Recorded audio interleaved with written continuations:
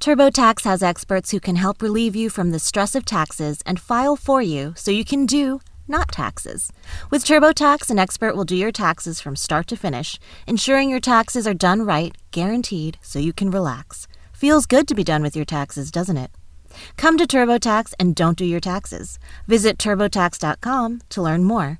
Intuit TurboTax. Full service products only. Video meeting while expert does your taxes required. See guarantee details at turbotax.com/guarantees.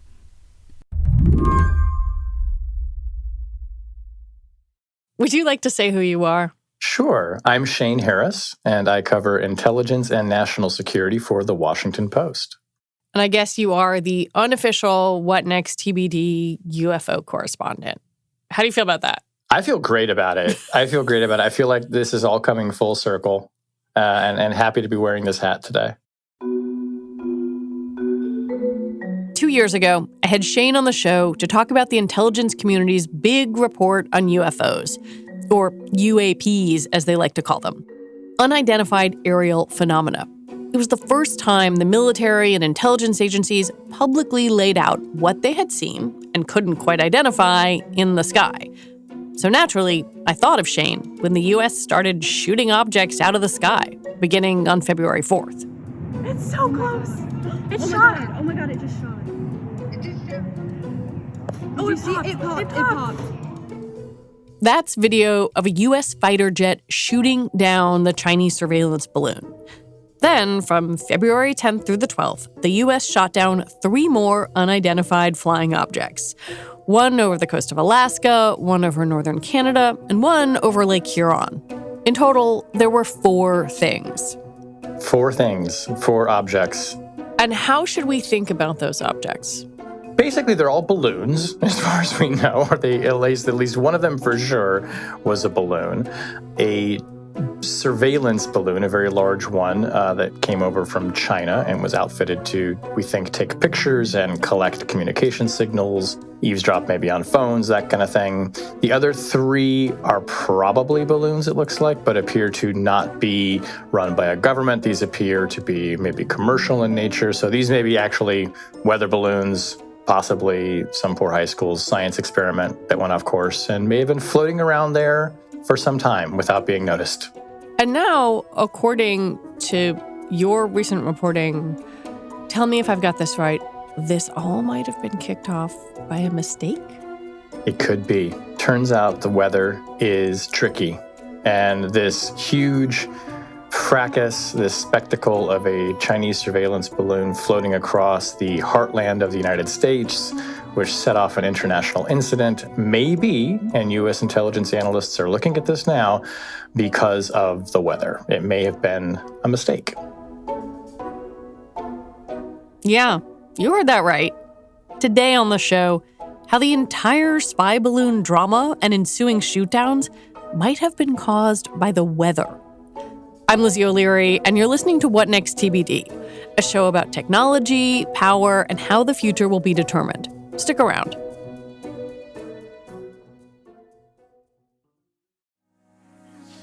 It's time to reboot your credit card with Apple Card.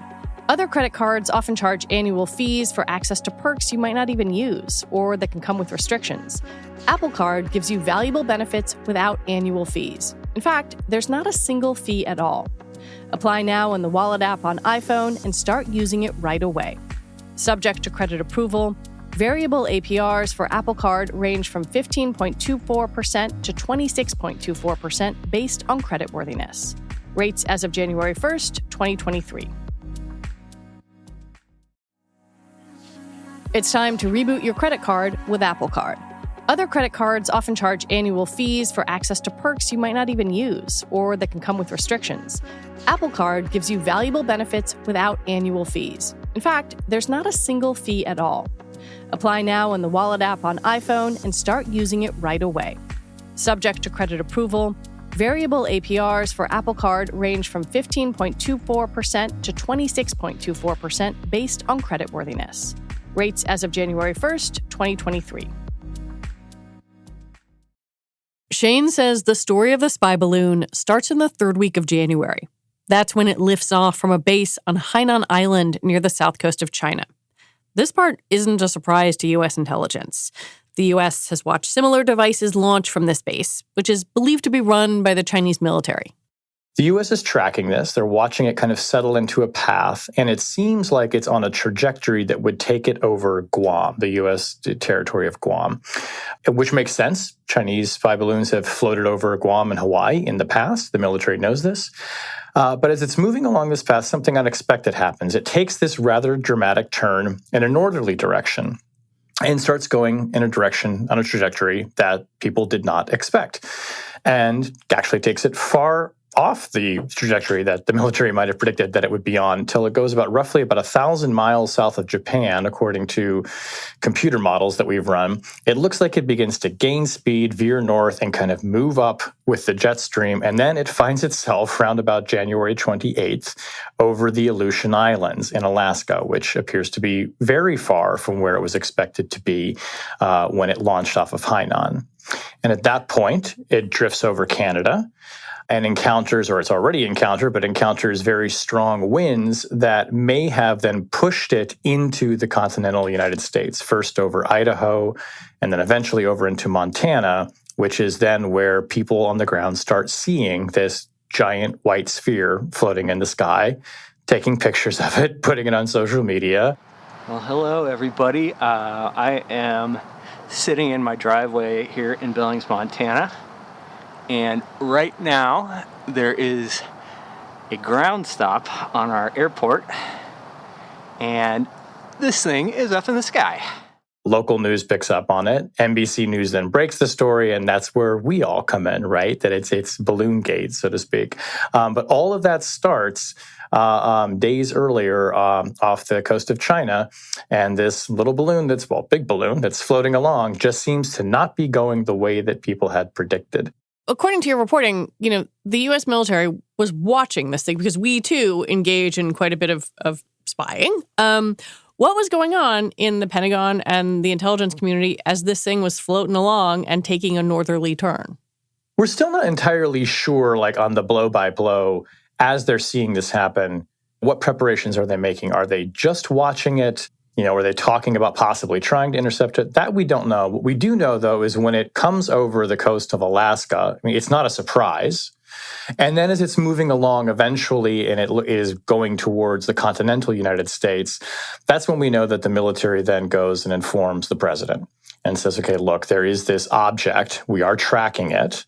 And that we know that pretty early on, before the military actually shoots down this balloon, President Biden had already given the order to shoot it down. So there was already a sense that as this balloon was moving over the continental United States, that this would be something that the military would try and neutralize and try to recover it as well so they could examine it. So I think we can imagine that as they're watching it veer into this very different trajectory, they might have been thinking, hey, maybe China has other plans here, or perhaps this thing is getting caught up in a air current and is moving in an unexpected way. And later events would lend a lot of credence to that hypothesis. Instead of a deliberate hostile incursion into U.S. airspace, Shane says the explanation for why this balloon ended up over the continental U.S. instead of Guam is much more banal. Simply put, it was the weather and really, really cold air. If you remember the weekend that the balloon was shot down, you may remember it, depending on where you were in the United States. I'm here in Washington. It actually was a very cold weekend. Yeah, it was 8 degrees in New York when I took the dog out. Right. There was a lot of cold Arctic air that was moving down. And this was, of course, not something that we were only feeling here. A location in China recorded its coldest temperature on record, I think, in the entire country. So it was a pretty cold weekend. But what our modeling shows, and we got our friends at the Capital Weather Gang, which are our sort of in-house meteorologists, to model this. And what they are able to kind of map out is that around January 24th, when this balloon would have been around 1,000 miles south of Japan, the model shows that it begins to pick up speed and rapidly veer to the north. And that this was in response to a strong cold front. that had then, unleashed this very cold weather that we're talking about over northern China, the Korean Peninsula, and over Japan. And ordinarily what would happen is that atmospheric steering motions, this is our meteorologist talking, would have kept this balloon on a much more west to east course. The historical weather data shows that the atmosphere and the way these winds move would have kept it moving more west to east. But this intense cold front actually comes and forces the jet stream, kind of pushes it down. And these high altitude steering currents basically are like a giant scoop. They come in and they dip south and they actually scoop up the balloon and carry it northward. If not potentially for this, kind of anomalous, super cold blast of air coming in, the air currents that would normally take this balloon from west to east would have behaved normally, but this gets changed and could explain why the balloon veers wildly off its expected course and goes all the way up to the Aleutian Islands in Alaska. And China has no way to course correct that? So these balloons generally, and we think this one specifically, do have some steering mechanism, but we're really talking about like rudders and maybe some propellers that can move the balloon maybe side to side. They can pitch it up and down. What the balloons are designed to do is ride the air currents. And if they're predictable, and and you've modeled it correctly, I suppose, you kind of know which direction it's going to take you, but they're almost sort of surfing like you would on a wave. They can move around, they can hover and loiter, but it doesn't appear that they would have the capability to just kind of steer their way out of a really fast-moving current that may have caught this one up. When did it occur to you that, hey, maybe this was an accident? I have to say from the beginning, and I'm not patting myself on the back here, but from the moment this balloon showed up, I thought to myself, why would the government of China float this, 60-meter tall balloon with this giant surveillance apparatus, as we all have now famously heard, the size of 3 buses? Why would you float that over the continental United States when you know it's going to be seen? You know that it's going to end up on television, potentially. The military is then going to respond to it. The government's going to say it belongs to you, China, and they're going to try and shoot it down. What would be the intelligence gain you get from that? Shane says it seemed implausible to him that the Chinese government would want to cause an international incident, especially since Secretary of State Tony Blinken was about to get on a plane to China to meet with Xi Jinping. And not to give credence to, official statements that come out of, the government of China, but the Ministry of Foreign Affairs, which was clearly, we now can see, caught pretty flat-footed by this, came out with a statement very quickly saying, no, this is actually just a civilian weather balloon, and it got caught up in the winds and went off course. And I said to some colleagues here, look, obviously we're skeptical of any of these statements that are coming out, but that does not seem implausible that a balloon or device like this could get caught in a wind current based on how we were quickly learning these things operate and the limited steering capabilities that they have, and float over the United States. So I was just always a little bit skeptical that this was an intentional, flyover of the U.S. with a balloon. There are so many details in this entire story and in your reporting. They're sort of like fascinating bits of improvisation. One of them is that even if this was an accident caused by the weather, by the time this balloon was hanging out over nuclear sites in Montana, they were sort of like, well, might as well seize the opportunity and gather some intel while we're here. The whole thing seems so, I don't know, darkly funny in its spontaneity. Yeah, and I think it's a window into how secretive operations often go in large bureaucracies, whether they be in China or the United States. Sometimes things do not go as planned. And the window you kind of got into the Chinese government here was that the People's Liberation Army, the PLA, is running this balloon program. It doesn't appear that the Ministry of Foreign Affairs knew that this balloon was headed over, that's their equivalent of our State Department, was heading over to the United States. This is almost like you could imagine that the CIA was running a secret balloon program and it pops up over China and nobody told the State Department. And then China turns to the State Department and says, what the hell is this? What's this balloon? And they're looking at what balloon? What are you talking about? What's a balloon? Wait, that thing? Yeah, it's it's a weather balloon. And you can kind of see how, and we have reporting on this too, that the response internally in this, very controlled hierarchy in China, where famously it's not an incentive to deliver bad news up the chain. You could see them being caught kind of flat-footed, and the story changed as time went on. And that too kind of presented to me as potentially a sign that this was maybe an accident of some kind, or that things had gone off track, or had been blown off course, to torture the metaphor. When we come back, the U.S. military starts shooting things out of the sky. This podcast is brought to you by Progressive Insurance. Most of you listening right now are probably multitasking. Yep, when you're listening, you're probably also driving, cleaning, exercising, or maybe even grocery shopping. But if you're not in some kind of moving vehicle, there's something you can be doing right now: getting an auto quote from Progressive Insurance. It's easy, and you could save money by doing it right now from your phone. Drivers who save by switching to Progressive save nearly $700 on average, and auto customers qualify for an average of 7 discounts. Discounts for having multiple vehicles on your policy, being a homeowner, and more. So just like your favorite podcast, Progressive will be with you 24/7, 365 days a year, so you're protected no matter what. Multitask right now. Quote your car insurance at Progressive.com to join the over 29 million drivers who trust Progressive. Progressive Casualty Insurance Company and Affiliates. National average 12-month savings of $698 by new customers surveyed who saved with Progressive between June 2021 and May 2022. Potential savings will vary. Discounts not available in all states and situations. Hi, I'm Dahlia Lithwick, host of Slate's Amicus podcast, and I'm here to tell you that we have a special offer on Slate memberships. You can now get 3 months of Slate Plus for just $15, and you'll get no ads on any Slate podcasts, member-exclusive episodes and segments on my show Amicus, and shows like Political Gabfest and Slow Burn, and unlimited reading on the Slate site. And best of all, you would be supporting all of Slate's independent journalism as we cover everything that is happening in the news every day. Sign up for Slate Plus at slate.com/podcast plus. Again, that's 3 months for only $15. So sign up now at slate.com/podcasts plus. On February 4th, the U.S. makes a decision to shoot this thing down. Were they, at the time, thinking this is an oopsie, this is a threat, this is scary? What's going on?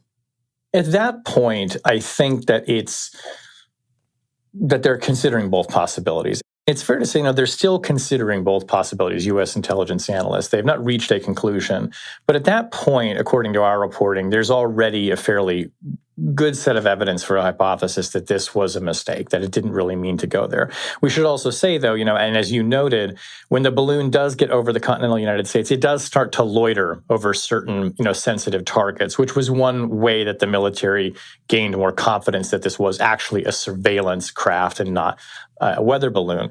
So that may be that, okay, well, they're here, they might as well get the most out of it because the cover's already blown. But when they decide to shoot this thing down, there are kind of two factors in play. One is that, this is a foreign object, a foreign aircraft that violated U.S. airspace. It's a violation of our sovereignty. There has to be some kind of response to that. The other is the military had spent days circling the balloon with sensors, an aircraft with sensors on board, taking pictures of it, sucking off every electronic and electromagnetic signal that this balloon and its devices were emitting, trying to understand it. And at the end of that, before it can then cross out of U.S. airspace off the coast of South Carolina, of course, they want to get an even closer look. So you shoot it down so that you can recover what they call the payload, that thing that's hanging underneath the balloon, so that you can then go and pry open the computers and look at the camera or the signals intelligence capability of it and really kind of dissect it. Because, you might get a good look at a balloon up close, but to really be able to get in there and pry it open would be potentially a very significant intelligence boon for the U.S. At the same time that this is happening, there are reports of some sort of UFO over Uruguay. And then, rather rapidly, the U.S. and Canada start tracking other objects in the sky. The military, Shane says, had recalibrated its radar so it was picking up more UAPs. It's fair to say there was a feeling of urgency around all of this. And now they're seeing other unidentified flying objects, which kind of exhibit some of the behavioral characteristics of a balloon, right? It's high altitude, it's slow moving. So they send jets to go up and kind of take a look at it. What's different in these other three cases is that they're floating at altitudes that are lower than the Chinese spy balloon. Chinese spy balloon's around 60,000 feet. We think these objects were more like 40,000 feet and under. If you've flown commercially on an airplane, you know that's where you tend to cruise, right? So they're kind of in potentially the traffic lanes of civilian aviation. That creates a threat. But the military doesn't seem to be all that interested in these cases in trying to get too close to them and studying them.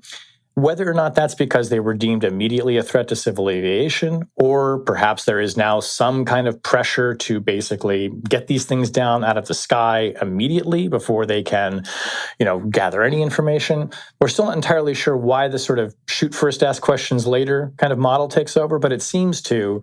And these are all shot down in fairly, remote locations as well, where, they could be presumably safely then recovered. What we now know is the government has come out and said that these do not appear to be related to the Chinese surveillance program. These might actually be weather balloons. Okay, but the fact that the U.S. is firing a $400,000 missile, actually two of them over Lake Huron, one of them just went off into the water. I don't know what to make of that. Yeah, I'm not sure the military and the Biden administration know what to make of it yet either. I don't think that policy is sustainable. I don't think that if we're now going to have these finely tuned radars that pick up on weather balloons, that the military can just scramble jets and shoot them down to the tune of several $100,000 a pop, to say nothing of the maintenance of the plane and the gas and the rest of it, and shut down civilian airspace in the process of doing it. I think that there is a kind of reaction right now that is based on concerns that these could be surveillance devices or they could be a threat to aviation. And until the military and the intel community can do a better job of understanding which objects are actually threats and which ones are ones they can ignore, they're in the mode of we have to respond to this thing. Right, we have to be proactive about that. I don't think it's really driven by politics, although the politics kind of suffuses this whole discussion. You should be tougher. You shouldn't have let this thing go, blah, blah, blah. Never mind that, they were observing it and gathering a ton of intelligence potentially about it.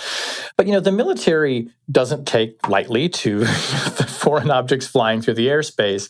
So I think that what you'll see is probably sooner rather than later, as the government starts to understand better what these things are and which ones they can actually ignore and which ones might really pose a threat, you hopefully you won't see, fighter jets scrambling at, every instance of these. And we should say too, presumably these kinds of devices and objects have been floating around for a long time. Actually, we know that many of them have been floating around because they were written up in things like the intelligence community's report on unidentified aerial phenomena. Which you came on to talk about. Which we talked about a couple of years ago, exactly. So, we don't know if any of these balloons were those UAPs, but we do know that subsequent to, the conversation you and I had, many of those objects that were flagged as unidentified have retroactively been identified as balloons. Or, just debris in the atmosphere. I mean, it turns out that floating around in the air out there is all kinds of stuff that, radars may be picking up. Maybe humans didn't really recognize or were able to identify at the time, but now we can go back and say, okay, now we know more about how balloons behave. These look like weather balloons. Yeah, there were a lot of UFO jokes on Twitter. I may have made a few. But the military was pretty circumspect about what the objects were. I think the military didn't want to say too quickly what they were. Some of them didn't appear exactly, balloon-shaped. I mean, there were reports that one of them seemed to have an octagonal structure. Right. One of them was reported as having a cylindrical structure. And we're used to seeing balloons that look like, spheres. These also went down in fairly remote areas. It probably took some time for them to assess them, maybe by, let's say, flying over, taking pictures of the debris. And what was so kind of, fascinating and hilarious and also kind of stunning at the same time was that, White House officials had to come out to the podium and say, we have no evidence that this is a form of extraterrestrial life. There is no indication of aliens or extraterrestrial activity with these recent takedowns. And it was important for us to say that from here because we've been hearing a lot about it. right? And then like a day or two later, they're like, yeah, it's probably just a balloon. But like that kind of gives you a sense of how this whole story was unfolding. The military is trying as quickly as they can to learn what the hell are these things. They don't fully know. The human imagination starts to fill in the gaps. And, then you've got the press secretary at the White House saying, like, well, pretty sure they're not aliens. It's just, that kind of gives you this sense of how fast moving and just wild this story has been. On Thursday, the president himself said these three things, whatever they are still being analyzed. We don't yet know exactly what these three objects were, but nothing right now suggests they were related to China's spy balloon program or that they were surveillance vehicles from any other country. Well, the other part of it that is totally wild is to hear that it's really possible that an F-22 was deployed after somebody's science project. Yeah, right. Like the radar sees what the radar sees. It's up to the human being to decide whether it's a threat. And at least for now, when these objects are popping up, on the systems, the military is not taking too many chances. I don't think there was any expectation that this was, a fighter jet. It wasn't moving fast enough. But one possibility we should consider is, what if it were a drone? Right. I mean, the U.S. intelligence community has been collecting information, and some of it's been coming out publicly about China in particular and their use of drones, unmanned aerial vehicles that have been used to monitor ships and military installations. If this was a government drone that was up there in the atmosphere, then yeah, you would absolutely expect that the military would say, well, yes, we're going to shoot that thing down because it's an adversarial craft. So I think they're in the mode of right now, and the military is in the mode right now of saying, until we can positively identify what it is, we're not going to take any chances. Let's spin back to the last time we talked, 2021, this big intel community report on UAPs.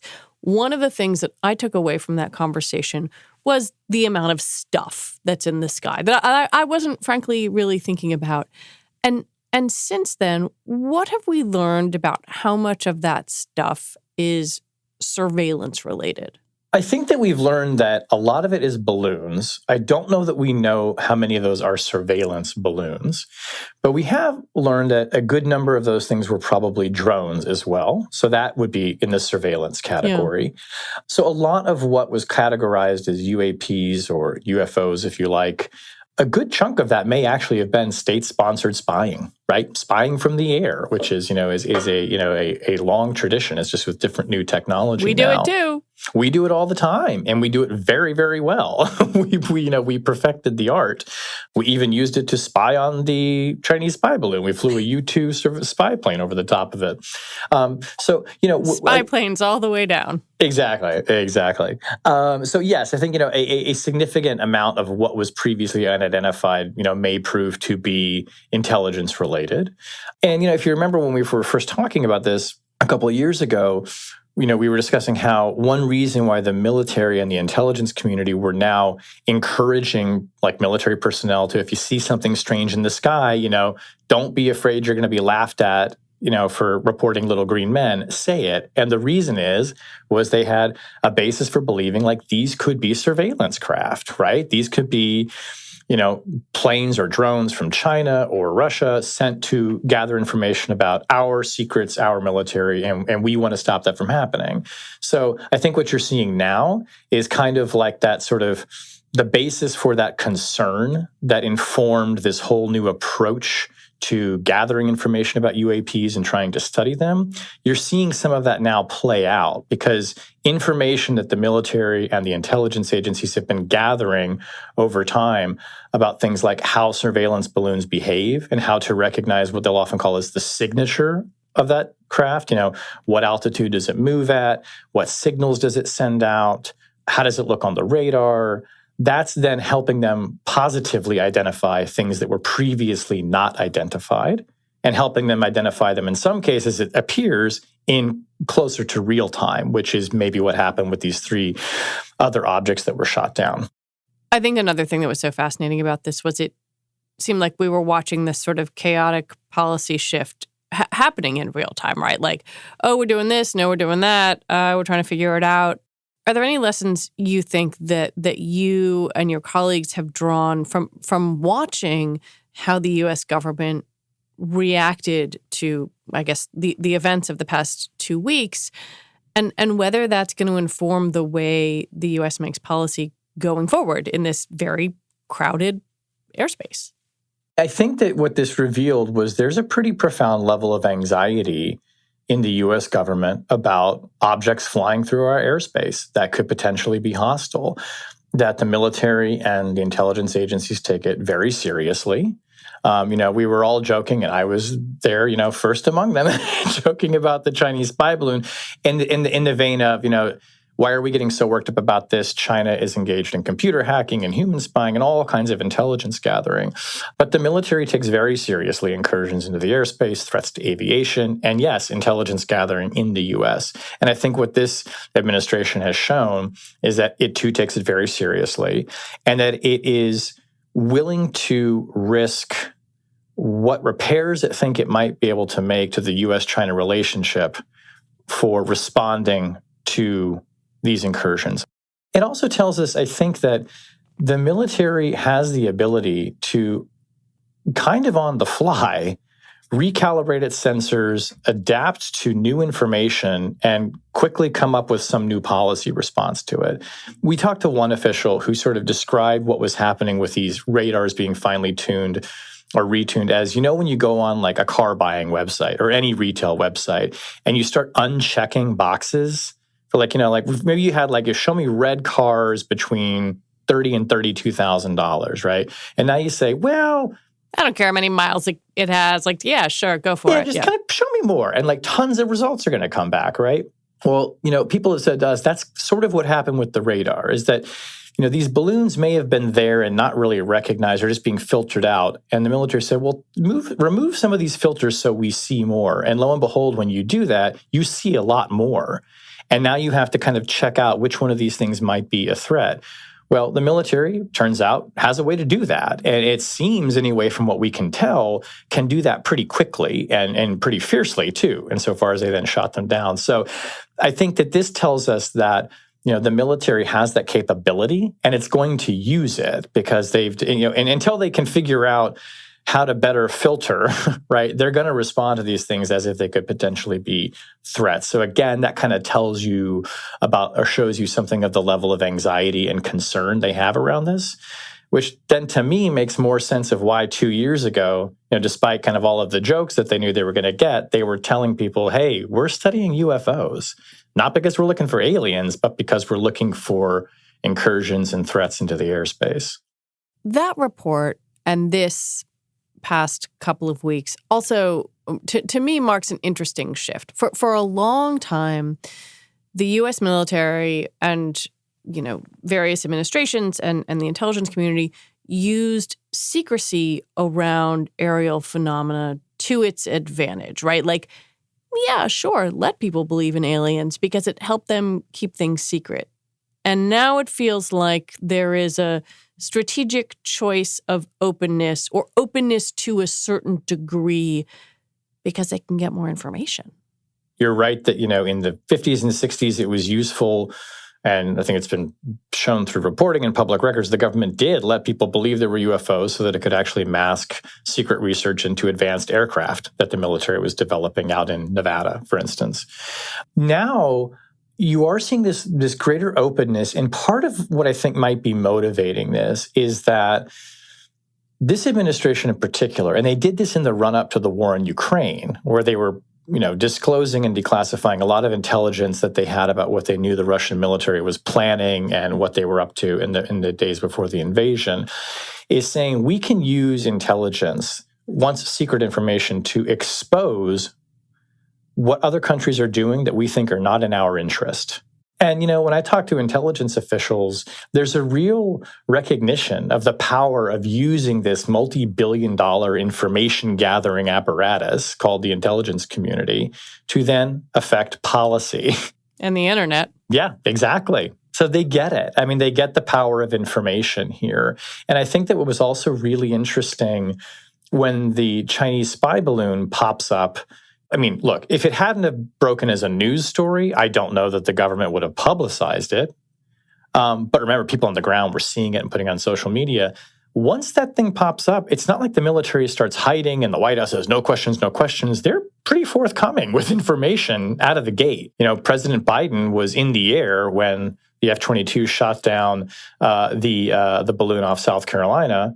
He lands in Air Force One, and he's out there on the tarmac with the aviator sunglasses on and the engine's going, and he's like, On Wednesday, when I was briefed on the balloon, I ordered the Pentagon to shoot it down on Wednesday as soon as possible. They successfully took it down, and I want to compliment our aviators who did it, and we'll have more to report on this a little later. I mean, it was like a perfect made-for-television moment, right? So, I think this administration leaned into all of that a lot and figured that, look, we have all of this intelligence. It's not like you can hide the thing from people. Let's talk about it. Let's tell people what we see.